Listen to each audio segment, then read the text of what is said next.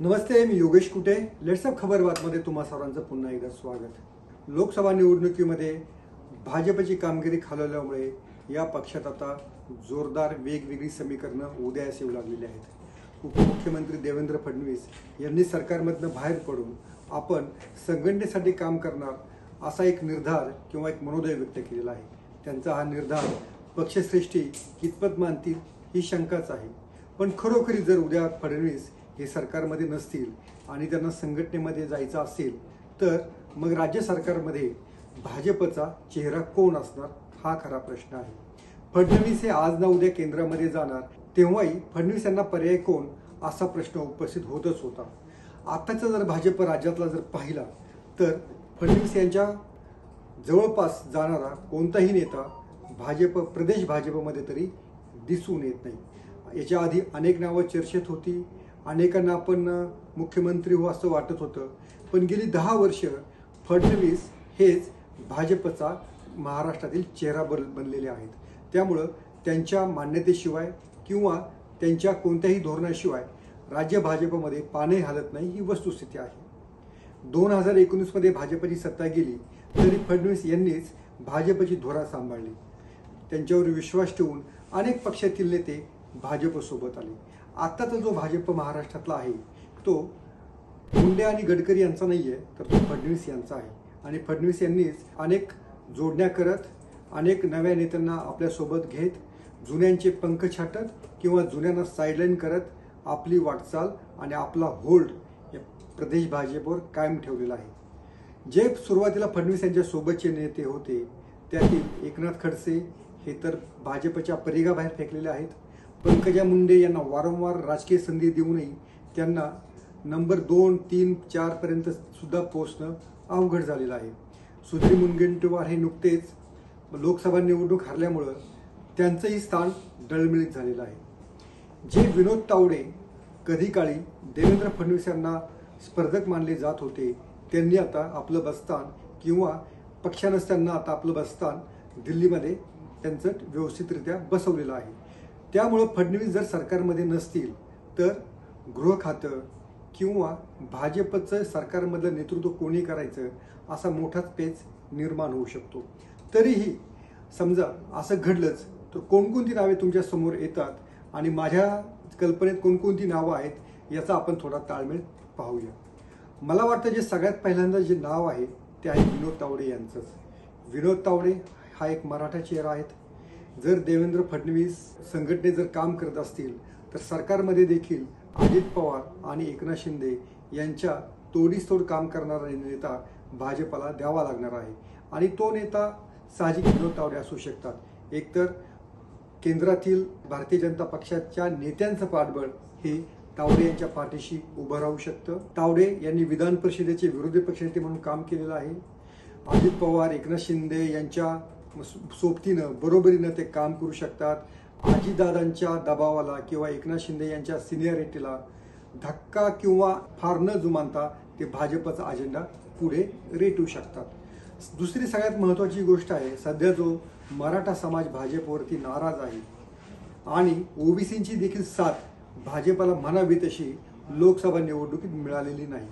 मग यातनं पर्याय काय काढायचा असा जर प्रश्न उपस्थित राहिला तर बावनकुळे किंवा इतर कोणी ओबीसी नेता हा संघटनेची प्रदेशाध्यक्ष म्हणून जबाबदारी सांभाळेल आणि सरकारमध्ये तावडे हे उपमुख्यमंत्री म्हणून येऊ शकतात असा एक चर्चा सध्या राजकीय वर्तुळामध्ये आहे. पण यातला एक तोटा असा आहे की मुख्यमंत्री एकनाथ शिंदे मराठा, दुसरे उपमुख्यमंत्री अजित पवार मराठा आणि भाजपचा देखील उपमुख्यमंत्री मराठा असं मराठ्यांचंच राज्य सुरू असल्याचा एक मेसेज मात्र नक्कीच जाऊ शकतो. त्यामुळं जर विनोद तावडे यांना घेण्यामध्ये जर कोणती अडचण असेल किंवा त्यांना सरकारमध्ये संधी देण्यामध्ये जर कोणती अडचण असेल तर तीनही प्रमुख नेते, राज्याचे तीनही कारभारी हे एकाच समाजाचे असणं याचा देखील मेसेज योग्य जाणार नाही. आणि त्यामुळंच तावडे यांचं नाव एवढ्या एकाच कारणामुळं स्पर्धेतनं मागं पडू शकतं. मग दुसरे कोण येऊ शकतं? जर ओबीसी म्हणून प्रतिनिधित्व द्यायचं असेल तर पंकजा मुंडे या आता आमदारही नाहीत, खासदारही नाहीत. मग त्यातल्या त्यात सुधीर मुनगंटीवार हे नाव पुढे येऊ शकतं. त्याचं कारणही असं आहे की विदर्भ हा कधी काळी भाजपचा बालेकिल्ला होता. आता मात्र त्याची लोकसभा निवडणुकीमध्ये वाहतात झालेली आहे. बावनकुळे, मुनगंटीवार असं जो एक ओबीसींचं जो DNA भाजप म्हणत आहे, त्याचा सुद्धा एक मेसेज भाजप देऊ शकेल जर मुनगंटीवार यांना राज्यामध्ये चांगली संधी मिळाली तर. मुनगंटीवार यांचा देखील लोकसभा निवडणुकीत पराभव झालेला आहे आणि पराभूत नेत्याला पुन्हा कसं त्याचं पुनर्वसन करायचं असा एक प्रश्न उपस्थित होऊ शकतो. मुनगंटीवार यांना देखील मंत्रिपदाचा अनुभव आहे. त्यांची देखील विधानसभेतली किंवा संसदीय कारकिर्दी बहारदार राहिलेली आहे. त्यामुळं एक अनुभवी नेता, कुशल प्रशासक म्हणून देखील मुनगंटीवार यांचं नाव फडणवीस यांच्या जागी पर्याय म्हणून येऊ शकतं. तिसरं जे नाव आहे की जे अनेकांना अनपेक्षित वाटेल ते आहे राधाकृष्ण विखे पाटलांचं.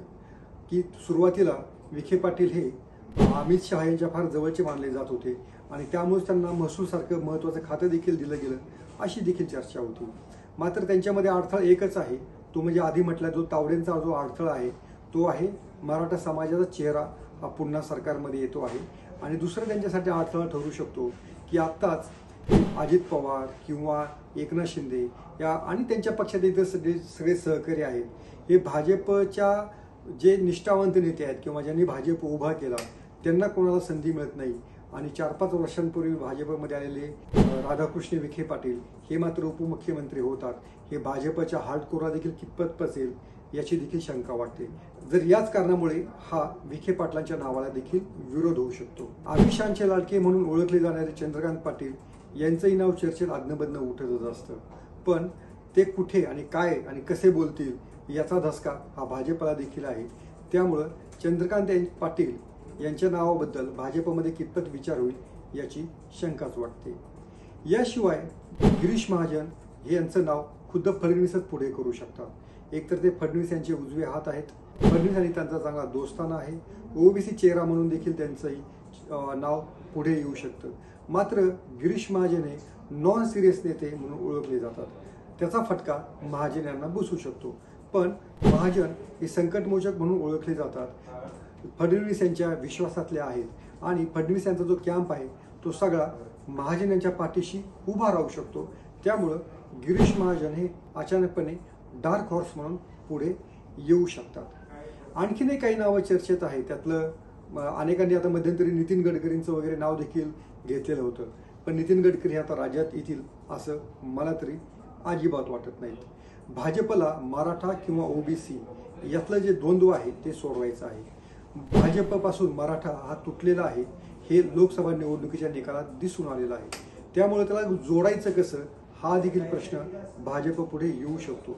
मग त्यातनं पर्याय असा येऊ शकतो की रावसाहेब दानवे किंवा चंद्रकांत पाटील किंवा इतर कोणताही मराठा चेहरा हा प्रदेशाध्यक्ष म्हणून आणायचा विधानसभा निवडणुकीच्या आधी आणि एक ओबीसी नेता हा उपमुख्यमंत्री म्हणून सरकारमध्ये द्यायचा असाही पर्याय येऊ शकतो. त्यामुळं भाजप आता कूच बदलण्याच्या किंवा बदलाच्या वळणावरती आहे. 10 वर्षांपूर्वी फडणवीस यांच्या हाती असणारी सूत्र ही आता हळूहळू निसटतात की काय अशी देखील शंका येऊ शकते.